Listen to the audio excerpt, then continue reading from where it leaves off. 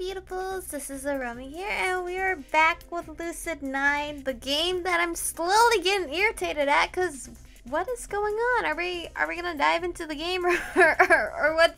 I don't understand. I'm getting a little frustrated at this game, because we're not solving the mystery. I feel like we're doing other things but solve the mystery, and it's really hard for me to continue to record this game, but I want to at least I hate leaving games just like dropping them out of nowhere and not upload it anymore, so I'm forcing myself to complete this game.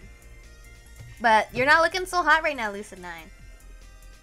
Yahiko is the only person on defense, and we pass no intermediaries. I can't even read.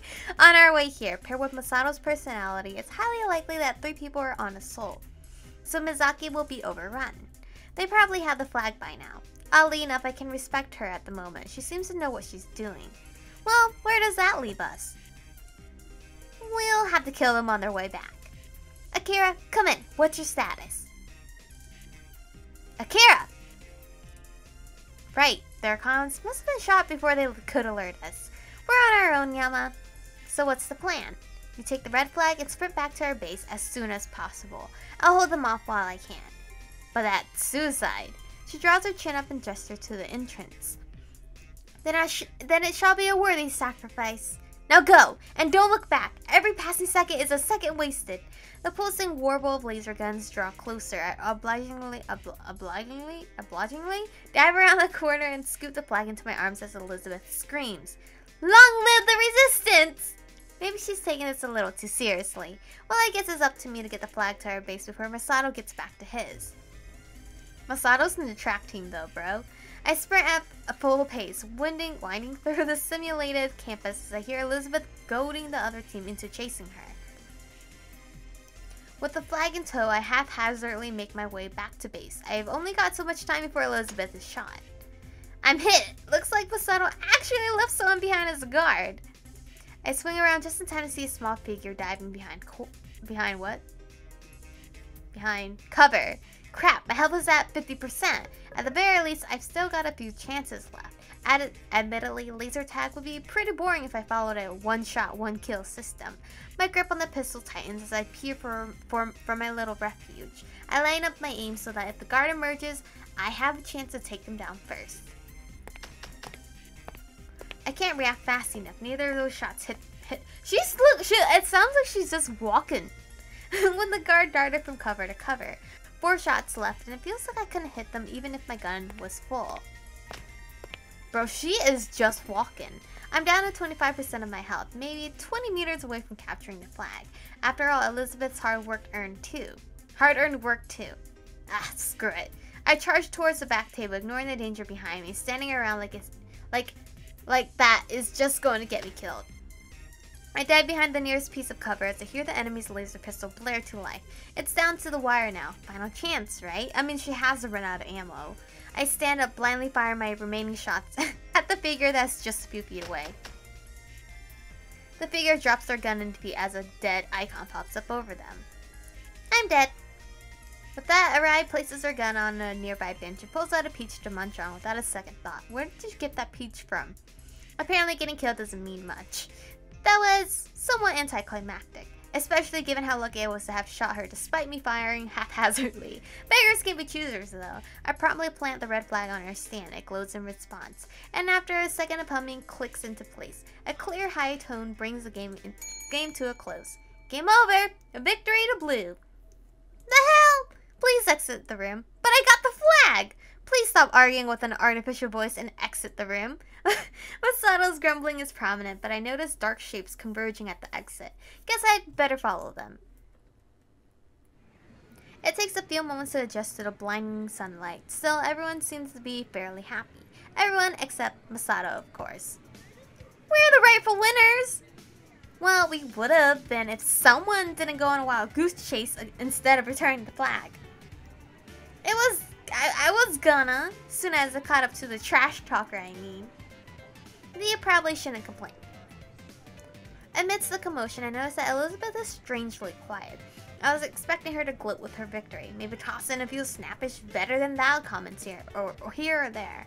But she's just standing by the map, a faraway look in her eyes as her lips are pulled into a smile. Well, it couldn't be helped. You had the best leader, you know. I bet Yama took charge. Oh no, we were led to victory beneath the banner of the wise Elizabeth Oshiro.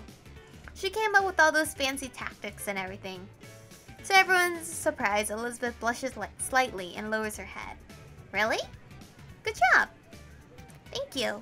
Somehow those simple words feel like more than a compliment. Yeah, let's keep going. I'll get my revenge. Oh, I'm counting on it. Thankfully, the conflict feels teasing rather than biting. I return to the map with a smile to pick out the next destination. Man, we have to go to all of these? Alright, tech showcase I guess. That sounds the most boring. So we're going there, and then we're ending it off with a bot fight. My eyes are drawn to a large, oddly shaped building at the center of the map. It's clearly the biggest attraction in the park. What exactly do they have at this tech expo? You mean what don't they have? You can pretty much find every luminous skate device on display there, even their new tech that hasn't been released yet. Considering the building size, I can see how they can accommodate it all. It says here they're holding some kind of lottery drawing for weed? I double checked to see whether I read that correctly. Surely they don't mean what I'm thinking, do they? What? Why would they be giving that away at a drawing? I'm puzzled as well. Someone mind explain what this weed is? WEED is just an acronym for Wall Electric Energy Director. Well, they chose the wrong acronym, man. It's a new luminous skate cell phone that can run on power from a wall socket, even without a battery. That sounds like an underwhelming feature to be so hyped about. There you go. This is an opportunity to introduce you to the world of technology, Yama. I feel like you just want to go for this weed. Not at all. I only suggest this for your sake. If you stay ignorant about today's technological innovations, you're no better than a Neanderthal, sorry. Neanderthal? They did invent the wheel, so it's not like they weren't smart. In response to my sarcasm, Mizaki looks me dead in the eye. It's the same glare she used to give me before she dragged me somewhere against my will. We're going! And just as I predicted, she takes a hold of my arm, pulling me towards the direction of the expo. What? What about the others? Oh, I'm sure they'll follow. We don't need to worry about them. I mean, we're going as a group. Once we dart into the building, I immediately notice the area is way too crowded for my liking. A stream of people push their way through the check-in lines, eager to receive admission. The scene is reminiscent of a herd of wild beasts flocking a waterhole. I glance back to check on our group. They're nowhere in sight. I think we've lost the others. Good. With them gone, we have a better chance at winning the lottery drawing. I don't know if you've noticed, Mickey, but the odds aren't exactly in our favor. It would have been more in our favor if we had a group. One of us could have at least won. You must first play the game to win the game, Yama. That sounds like something a gambling addict would say. Ignoring my comment, she quickly takes her place in line. I'm a little surprised she doesn't force her way to the front. Luckily, it isn't long before we are called next. The attendant prompts us to hold out our wrists, giving us a pair of metallic wristbands, and printed on them are a set of numbers, which I presume are for the drawing. I take another hesitant glance around before entering the expo. There are way too many people here. Do you want to hold hands? What? Why? To prevent us from being separated. Why else? No! No! No! No, my hand is devoted for really. Oh, without waiting for an answer, Mizaki No! Get your hands away from me! Mizaki intertwines her slender fingers around mine and quickly leads me through the crowds. This feels familiar. Her firm grip, her brisk pace, her resolve despite my hesitation. After all these years, Mizaki hasn't changed at all, has she? She's still the same zealous girl who would drag me everywhere she went. A sense of nostalgia causes me to grin. Honestly, I've missed this. Wow, really? Wow, don't tell Ryui that. Mizaki suddenly stops dead in her tracks, breaking me from my reminiscence. This looks interesting. She stands there before a large rack displaying an array of peculiar-looking goggles. There's an exaggerated curve to their lenses, making them appear bulky. After examining them for a moment, Mizaki grabs a pair and tries them on. They practically cover half of her face. I'm barely able to stifle or stifle to a snort. What is it? See for yourself. She removes her goggles and slips them not into, onto my face. They feel awkwardly large and must look equally as ridiculous. There are 3 video monitors displayed inside of the goggles lens, giving me a panoramic view of my surroundings. I feel Mizaki's hand brush against my cheek as she adjusts something on the side of the goggles. Oh, of course, you know, typical anime stuff. Your hand slightly brushing against the person's face and stuff like that. As she does so, the camera zooms in and out of focus. They're called dragonfly lenses. They're sort of like panoramic binoculars. They're kind of impractical to wear though. I removed the goggles and hand them back to her. She twirls between her fingers, inspecting them closely. Maybe they were built to be sturdy. I guess that would make sense. Then let's try it out, shall we? Mizaki draws back her arm and suddenly hurls them on the ground. Thankfully, they don't seem to break, but I can't help... Why would you do that to someone's thing? But I can't help gasp in surprise. What the heck do you think you're doing? I just wanted to see if they were sturdy. Duh. You didn't have to smash them on the ground, Mickey. What if they had broke? Then we would have been in deep trouble, wouldn't we? This girl, I swear, she does these kind of things just to mess with me. Before I can express my annoyance, a nearby commotion grabs my attention. I wonder what's that about? With mouths agape, a group of people are fixated on a large object hovering a few meters above their heads. It zigzags haphazardly in the air as it comes dangerously close from colliding into them. From where I'm standing, it almost looks like a drone? Oh man, I'm not down for that. Like, remote-controlled, like, toy helicopters. I don't even like those because, again, I hate flying things. And I feel like when kids play with them, they're gonna, like, fly near my hair and get tangled or hit me in the face. Not down for that. Watch out! In one swift motion, the drone changes its course and flies straight towards us. I'm barely able to push Mizaki out of the way as it spirals into the display rack. Shards of metal and glass of the drone slide across the floor, but the goggles remain relatively undamaged. It seems like they are pretty sturdy. Are you two alright? As Mizaki and I regain our composure, a woman jogs over. Judging by her uniform, she must be one of the attendants running the expo. Yeah, we're fine, I think. I look over at Mizaki and she nods her head in confirmation. The woman breathes a sigh of relief at this, bowing her head apologetically. I'm terribly sorry. We were performing a demonstration and the drone stopped responding to our remote commands. Oh no, the robots are taking over the world! A demonstration? Oh yes, would you like to visit our booth? No, because you obviously can't control your own booth. The least I can do is give you a demonstration of our tech. No, the least you can do is get us food. I'm not sure how that would compensate for almost killing us with one of your drones. Of course! No, I'm not down for that. Mizaki, however, doesn't seem to mind. Wonderful, if you two would please follow me, I'll show you the way. I'm not down. After navigating our way past the crowds, we come to a stop at a large military-themed booth. It's impressive to say the least. There are numbers of electronics scattered about, but I haven't a clue what any of them are supposed to be.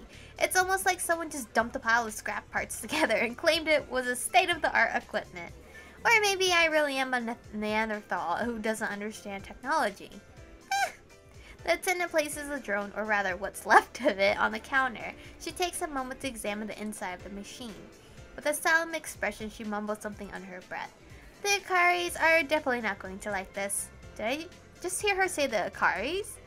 Excuse me, do you mind telling us about them? About who? The Akaris. Oh, they're part of the Lemniscate's board of directors. This expo is sponsored by them, believe it or not. They're board of directors of Lemniscate. If Yahiko is actually related to them, then why aren't most people aware of it? Because they probably don't talk about their stupid son. They're not proud of him. Unless they don't share a lot of their personal lives with the public. That seems pretty plausible, actually. Are you two ready to see something interesting? Before I can think more on it, the attendant props a large tablet on the counter for us to see. She expertly swipes her palm across its surface, resulting in an assortment of color patterns to a dance across the screen. The patterns gradually warp into a digital face of a man. Mizaki gapes at it admiringly. This is Max. Say hello, Max. Hello, it is a pleasure to make your acquaintance. Contrast to his appearance, the inflections of Max's voice sound very human-like. It's almost a bit disconcerting, coming from something that's so artificial. Which reminds me of that one episode of The Simpsons where Oh god, I haven't watched The Simpsons in years, since I was like in 3rd grade or something. I shouldn't be watching that in 3rd grade. The Homer's wife, I don't remember her name, when she had that robot that turned on the bathroom water or whatever, the robot fell in love with her and wanted to kill Homer. Yeah, I'm not down for robots, if you guys don't know that already. I feared the day robots would take over.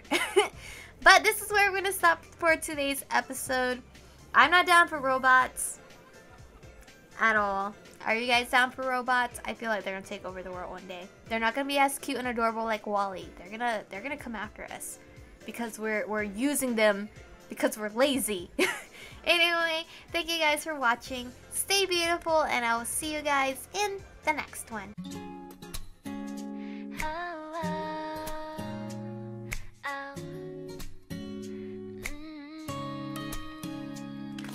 처음엔 아무 느낌 없었는데 매일 지겹대면서